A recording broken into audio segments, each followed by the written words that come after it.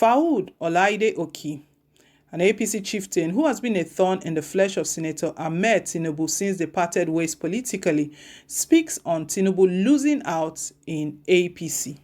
Faction in the party in Lagos wanted the dissolution of the Tunde Balogun ESCO and a rerun of the Congresses. Both wishes have been granted by the national leadership. Then do we say congratulations? His response was, "You will recall during my first press briefing after the May 2018 daylight political robbery that we shall do everything legally necessary to fight the injustice.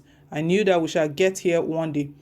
I was convinced that the battle was going to be a marathon and was prepared for the race." The John Odige Oyegu-led National Working Committee, as its last meeting confirmed the irregularities in the conduct of congresses held in Lagos State, it set up a committee to seek a political solution to the imbroglio. Unfortunately, the committee did not take off because the bull who took over the China wares shop to play. I'm talking about Adams Oshomole, who at the time was playing emperor. I keep saying one thing throughout the struggle, that the issue was about light and darkness. No matter how far a light traveled, surely and surely the truth will catch up to it. Today, the party will be reformed and reorganized on the basis of the constitutionally recognized wards and local government, that is 245 wards and 20 local government political configurations. But your camp has lost a lot of grounds to the faction loyal to Senator Bola Tinubu before the dissolution. They produce all elected officials from the state. What are your plans for recovery? You obviously don't know what we stand for, and your perception of losing grants or producing all elected officials do not show your understanding of the issue. For your information, we approached the court soon after the bull in China West Shop, that's Adams Oshomole, became autocratic and would not listen to anyone except his benefactor, the emperor. Our prayer at the court is very simple: for the court to interpret the following: whether the Congress in Lagos State conformed with the intendment of the constitution of our party, whether the Congress in 377 wards and 57 local governments conforms with Astant section of the Constitution of the Federal Republic of Nigeria as amended, and whether the said Congress conformed with the guidelines issued by our party, which states very clearly that Congresses should hold only in wards and local governments in INEC recognized wards and local governments in compliance with the Electoral Act 2015. Therefore, it behoves that we should not participate in their illegalities, as you cannot place something upon nothing. I'm sure that any sensible person would not join in their shenanigans. The state chapter was not the one we took to court. It was the national chapter that conducted congresses in Lagos in breach of the law and guidelines. I may not want to ask them why they rushed to join the suit. I have no business with them, so there is no comparison between a law-abiding faction and a beneficiary of skewed and illegal congresses. They are all ones to let us know their plans for recovery post-dissolution. How do you explain the blow that has been dealt them from being the substantive officer to temporary officials whose tenure was not only truncated due to irregularities and given a palliative succor from the wounds they are suffering? They are groans. You will see it by April ending 2021. Politics is local. All political activities are played at grassroots, on the street and the inner neighborhood where the people reside, and participate in day-to-day discussion about how they are governed, how their lives are impacted by government policies born out of robust party manifesto. For us as a people to have a country that can fulfill its objectives and attain its potential, we must have a political system that is devoid of primordial sentiment or inequity. Political parties in Sana climes operate bottom up, not the way it is played in Nigeria.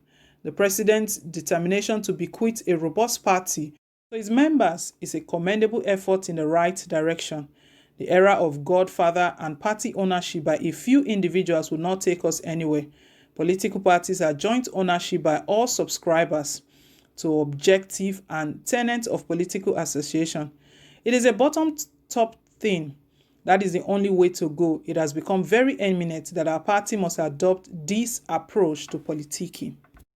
I'm an Ecolite. The hallmark of every Omo Eco is called Omolobi.